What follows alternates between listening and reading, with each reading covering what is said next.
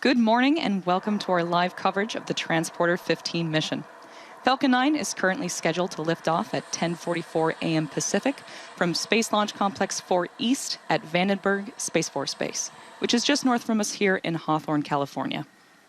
My name is Tyler Lionquist, and I'm a Starlink business analyst here at SpaceX. And I'm Somi Srivastava, a certification engineer here based in Hawthorne. For those of you following along, we stood down from our previous launch attempt due to a ground systems issue that led to a reduced flow rate during propellant load. Since then, the team was able to identify the root cause and complete the necessary work to get us back into a nominal state for our launch attempt today.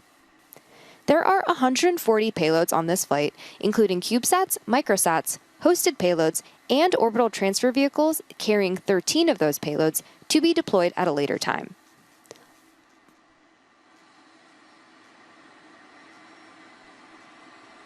All spacecraft on board today will separate from the second stage across 110 deployment events, scheduled to start around T+54 minutes and conclude about 2 hours and 43 minutes after liftoff. SpaceX has launched over 1,400 payloads to orbit for more than 130 customers across our rideshare program. This launch marks our 19th launch of our Transporter and Bandwagon missions. For more information on what's flying today, we have a full list of payloads available on spacex.com/launches. Right now, the weather is currently green on the Central Coast, and the range is ready to support. If needed, there's a backup launch opportunity tomorrow at the same time. While the countdown continues, let's take a moment to learn more about the Taiwan Space Agency's Formosat 8, the payload at the top of today's stack. The Formosat 8 program will consist of 6 high-resolution optical remote sensing satellites with a raw resolution of 1 meter and 2 ultra-high-resolution satellites with a raw resolution of less than 1 meter. The satellites will be deployed in sun-synchronous orbit to form a constellation that's capable of providing global coverage of satellite images. Here's more from the Taiwan Space Agency.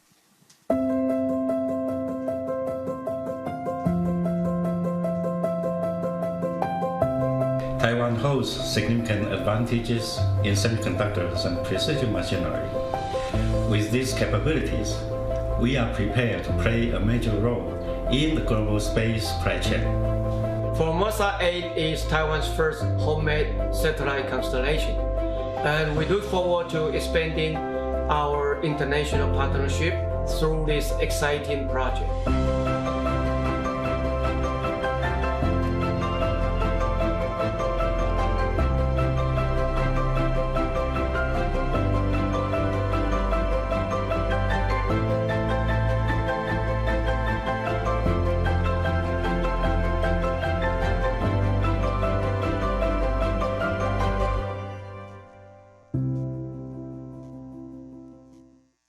Formosat 8 is Taiwan's first domestically developed optical remote sensing satellite constellation. Up to 84% of its key components were developed domestically under TASA's lead. The constellation comprises 6 1-meter optical remote sensing satellites and 2 sub-meter higher resolution satellites. The first Formosat 8 satellite launches in 2025. Its optical payload functions as a large space-based camera with a focal length of 3,927 millimeters. Multispectral filters capture panchromatic and spectral images for use in homeland security, agriculture, and environmental monitoring. Time delay integration technology is used to accumulate multiple exposures in sync, significantly enhancing image quality and clarity. The system can identify objects larger than 0.7 meters from 561 kilometers after image processing. It also contributes to space scientific observation, enabling academia to validate space payloads. Once the constellation is fully deployed, it will achieve global coverage and will pass over Taiwan 3 times daily, delivering timely and reliable Earth observation data to support disaster management, national security, and global collaboration. Formosat 8 marks a key step in bringing Taiwan's space technology to the world and advancing our role in international space missions.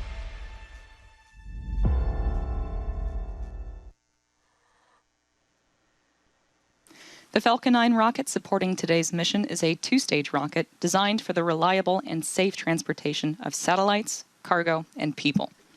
Starting from the very top of the rocket, we have the payload fairing. The fairing is a protective shell that houses all of the payloads, shielding them from aerodynamic heating until the vehicle is outside of Earth's atmosphere. The shape of the fairing contributes to Falcon 9's overall efficiency, helping to reduce drag during flight. Once in space, the two fairing halves separate and fall back to Earth, where they will be recovered by our recovery vessel to be refurbished and reused on future flights. Both halves of this fairing are flight-proven, with one side flying for its 5th time and the other for its 4th. And within that fairing is today's payload stack. Here's a photo from midway through the encapsulation operation, just before the fairing halves were closed in preparation for flight. And here is a live view inside the second stage as we await liftoff. Right below the fairing is Falcon 9's second stage, which houses a single Merlin vacuum engine, or MVAC engine. Below the second stage is the black carbon fiber inner stage, and inside of that is where the MVAC engine is located. The inner stage connects the two stages and houses a center pusher that allows the first and second stages to separate from one another during flight. And below that, we have the first stage, or the booster. The first stage makes up the bottom 2/3 of the vehicle and has 9 Merlin M1D engines at the bottom, which generate more than 1.7 million pounds of thrust. The first stage supporting today's mission will be making its 30th flight today, and this is the second time that we are flying a booster 30 times. About 2.5 minutes into flight, the first stage will separate and make its way back to Earth. Today, the booster is headed for a drone ship landing on Of Course I Still Love You, which is currently stationed in the Pacific. Many of the payloads on today's flight are manifested by Exolaunch, a long-standing SpaceX customer. In fact, Exolaunch has had payloads on every transporter mission since the beginning of the program. Exolaunch has successfully deployed nearly 500 satellites with SpaceX since 2020, flying on Falcon 9 to sun-synchronous and mid-inclination orbits, and Falcon Heavy to geostationary orbit. This is Exolaunch's 41st mission in total and 15th transporter mission with SpaceX, and it's also their largest mission to date. Exolaunch is set to deploy 58 payloads today, enabling launch access for more than 30 commercial, institutional, and government customers from 16 countries. Here's more from Exolaunch. Exolaunch is the global leader in satellite launch mission management, manufacturer of industry-leading satellite separation systems, and a launch integrator on rideshare missions. The company has demonstrated unmatched flight heritage and consistent execution across 40 missions on global launch vehicles, deploying close to 600 customer satellites safely into orbit. Exolaunch, headquartered in Germany, operates globally with offices in the US, France, and Japan. Exolaunch is a long-standing customer of SpaceX and the only launch integrator with payloads manifested on every transporter mission since the rideshare program began in 2020. Over 475 satellites have deployed with SpaceX since then. Exolaunch enables access to space and provides end-to-end launch mission management, from launch planning, launch capacity procurement, comprehensive mission management, including customs clearance, and satellite transportation to the launch site, satellite integration of the launch vehicle, and a safe satellite deployment into your target orbit through our proprietary separation systems. Transporter 15, our largest mission to date, features multiple satellite constellations and single satellite missions for our long-standing and new customers. As with previous missions, Exolaunch is utilizing its portfolio of flight-proven deployment systems on Transporter 15. Carbonic separation rings in multiple sizes for precise and shock-free microsatellite separation, Exapod Nova deployers for both standard and high-volume, high-mass CubeSats, Quadro Aero 4-point microsatellite separation systems for synchronized, low tip-off deployments, and Exolaunch will also utilize its latest, much stiffer, flight-proven separation system, Carbonics Neo. Earlier this year, Exolaunch announced new multi-year contracts with SpaceX to continue launching aboard SpaceX rideshare missions through 2028 and securing launch capacity for Exolaunch's customers for years ahead. We're deeply grateful to SpaceX for enabling easy, reliable, and regular access to space for the global smallsat community. And we thank all of our customers for their continued trust and partnership. Go Transporter 15 and go Falcon 9.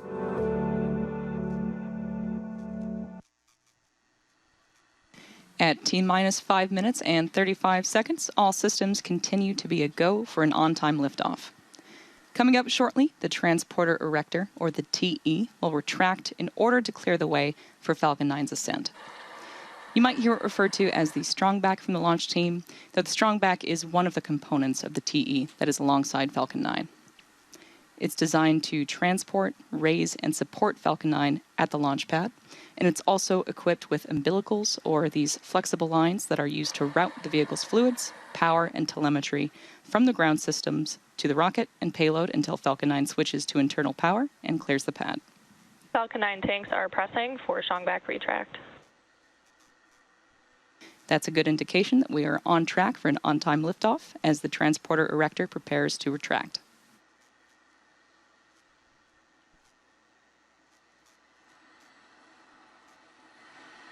We're just about 20 seconds away from starting to see those clamp arms opening around the second stage on our vehicle stack. Those clamps help stabilize the second stage during fueling and prevent movement in high winds. Once they're open, the rocket will be fully free at the top. Strongback recheck. You can see those arms coming open now. It's going to take about 15 seconds for them to fully open, but once they're out of the way, the strongback will recline away from the vehicle and give it room for liftoff. Now that those arms are fully open, the rocket is free at the top.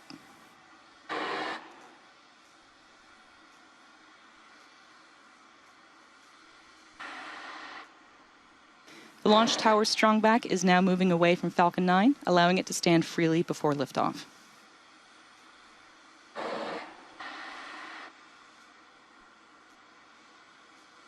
And there we can see that the strongback has fully reclined.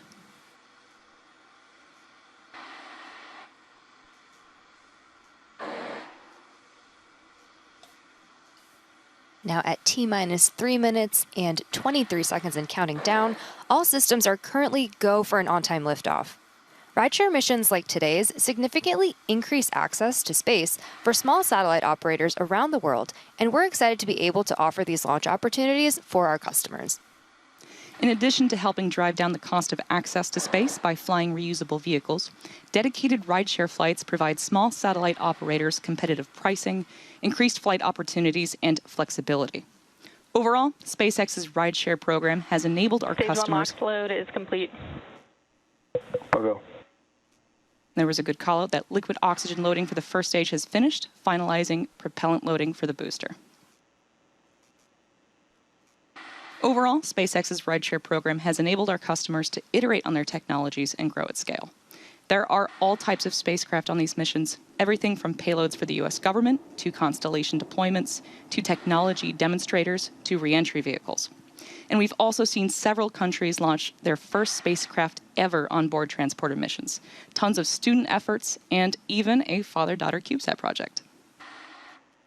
And we're excited to see how Starship, our next-generation launch vehicle currently in development, will take rideshare to the next level. For more information on SpaceX's rideshare program, visit spacex.com/rideshare.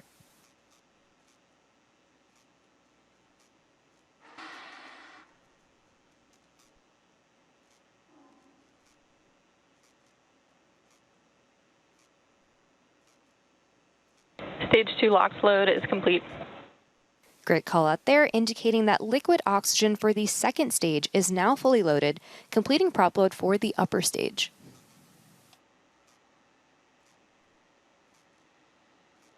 Those white clouds venting from the rocket is not smoke. Ground gas closeouts. That is condensation. And we just heard that the call out for the gas closeout has started, and that refers to the venting and closing out of the gaseous systems, such as the topping off of the tanks and sealing vents to maintain pressure inside of the tanks. So we're now standing by for confirmation that Falcon 9 is in startup, which will be coming up within the next 10 seconds at the T-minus 1 minute mark. Falcon 9 is in startup. Now at this point, the autonomous flight computers have taken over the launch countdown, and stages 1 and 2 are pressurizing for launch. LD is go for launch. And with that note from the launch director, all systems are go for launch of Transporter 15.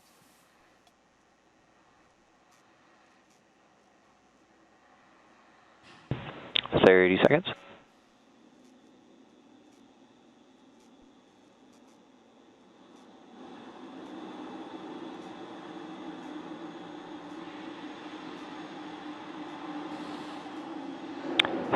Seconds.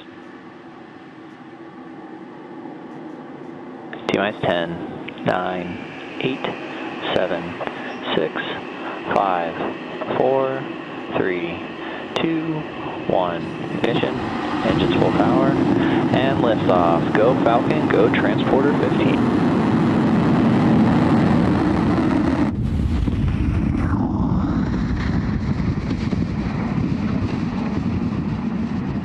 Vehicles pitching downrange. MOD chamber pressures are nominal.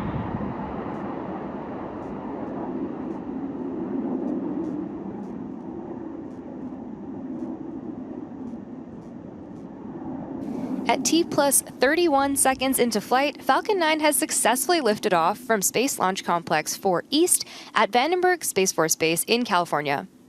We're currently throttling down to prepare for max Q, the point of maximum aerodynamic stress on the vehicle. Nominal. Max Q is reached when the air density of the atmosphere decreases faster than the increasing speed of the rocket.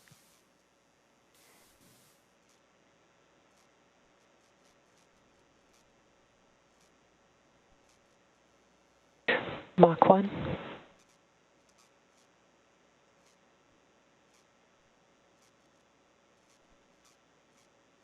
Max Q.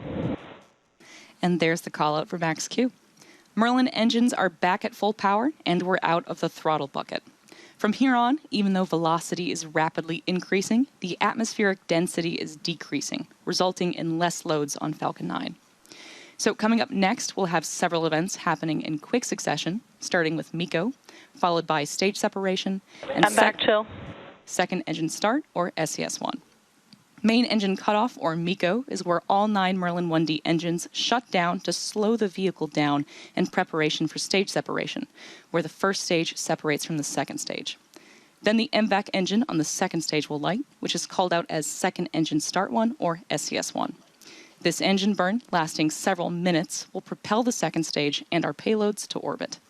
After that, the fairing will jettison from the second stage, as it's no longer needed to protect the payloads once we're in space. Nominal trajectory.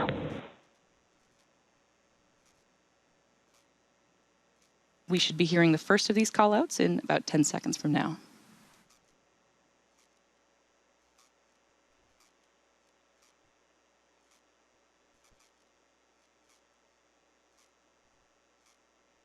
MECO. Stage separation confirmed.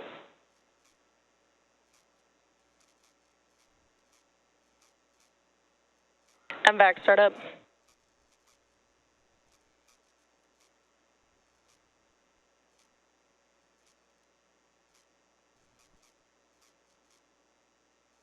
And there you heard and saw those 3 events that happened back to back, including main engine cutoff, stage separation, and second engine start 1. Coming up next will be fairing separation in about 20 seconds from now.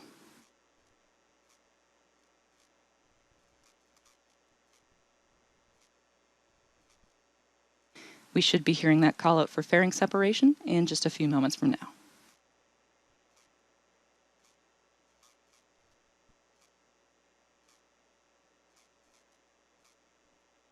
Fairing separation confirmed. And there, we just heard confirmation of fairing separation, along with a view of those 2 halves separating from the vehicle on your screen. As a reminder, those fairings will make their way back to Earth for recovery. The next major milestone coming up is entry burn on our Falcon 9 first stage, which is scheduled to occur around the T plus 6 minute mark. The entry burn is used to slow the first stage down as it heads back towards our drone ship, Of Course I Still Love You. We're currently in our first MVAC burn, and this burn should last for another few minutes. The next milestone will be the first stage entry burn, coming up in about 2 minutes from now. Today, Falcon 9 is performing 2 burns in order to land. The first burn, known as the entry burn, slows the vehicle down before hitting the denser parts of Earth's atmosphere. Without this burn, we'd only be using the atmospheric drag to slow down Falcon 9, which would add extra stress to the vehicle. Following entry burn, the booster will initiate the landing burn, which should slow the vehicle down even more for a successful landing. When Falcon 9 fires up the center M1D engine for re-entry, the vehicle will be flying through Merlin's exhaust gases, also known as the rocket's plume, which deposits a layer of soot on the vehicle surface. You'll see these marks across the flight-proven Falcon 9 first stage fleet, and that soot comes from the carbon-based fuel that Falcon 9 uses, and with each flight, the soot builds up a little bit more on the outside of the vehicle.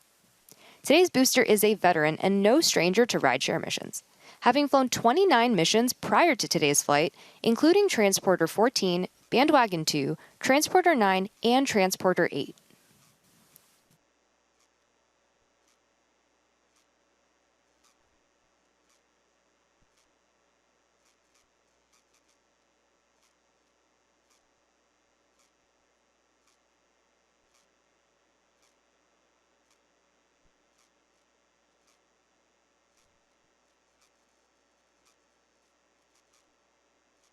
Falcon 9 is equipped with 4 hypersonic grid fins positioned near the top of the first stage that help steer the first stage as it returns to Earth, and we have a great view of 2 of them on our screen right now. We are moments away from the beginning of the entry burn. You should see the graphics light up as the engines do on the bottom of your screen. Stage 1, entry burn startup. Stage 1, FTS has safed. And there's the call out for the entry burn startup on the Falcon 9 first stage. This burn is set to last about 30 seconds and again is slowing down the vehicle in preparation for its final burn and landing.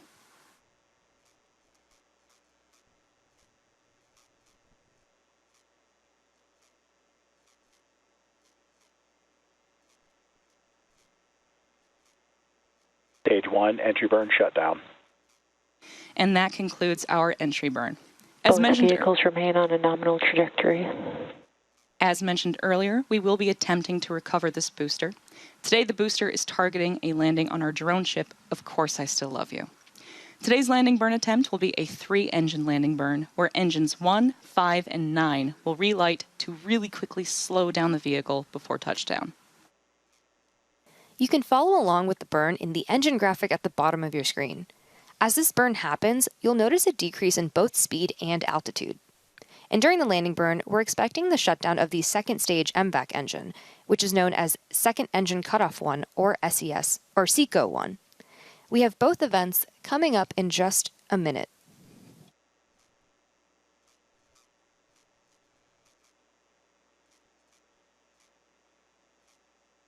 Stage 1 transonic.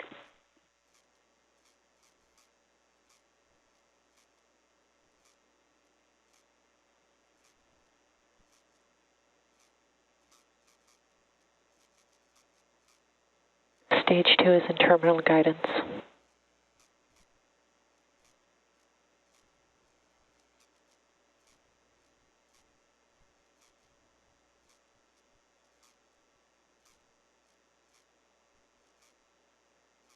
Stage 2, Stage 1 landing burn. And there you heard that call out for landing burn start on the Falcon 9 first stage. Again, this is the final burn that this booster will execute before touching down.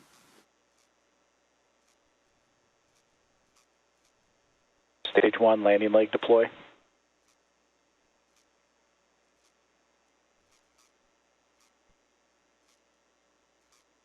Stage 1 landing confirmed. As you saw and probably heard, we had a successful first stage landing.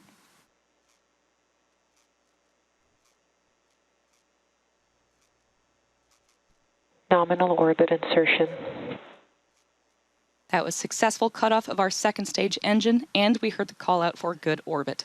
Coming up next, we have the second burn of our MVAC engine on board the second stage, or SES-2, around the T plus 51 minute mark. The first batch of deployments today will begin at about T plus 54 minutes. We'll be back at around T plus 50 minutes to bring you live coverage of SES-2. Until then, enjoy our space tracks and we'll see you soon.